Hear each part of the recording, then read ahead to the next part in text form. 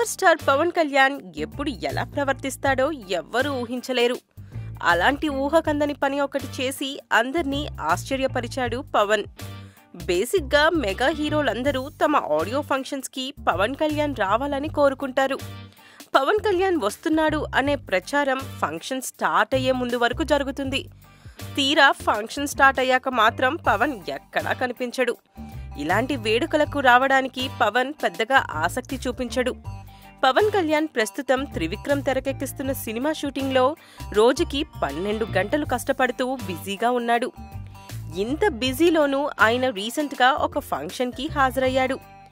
Gopala Gopala cinema నుండి పవన్కి hair స్టైలిస్టుగా పనిచేస్తున్న రామ్ నూతనంగా ఒక సెలూన్ని ఓపెన్ చేశాడు. దీనికి పవన్ కళ్యాణ్ని గెస్ట్గా ఇన్వైట్ చేయగా ఈ ఫంక్షన్కి పవన్ విచ్చేసి సెలూన్ని ప్రారంభించాడు. దీంతో రామ్ ఆనందానికి అవధులు లేకుండా పోయాయి.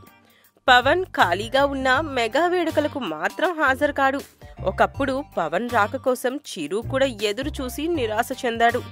అలాంటిది ఇప్పుడు ఈ ఫంక్షన్కి అటెండ్ అయ్యి మెగా అభిమానులందరినీ ఆశ్చర్యానికి గురిచేశాడు.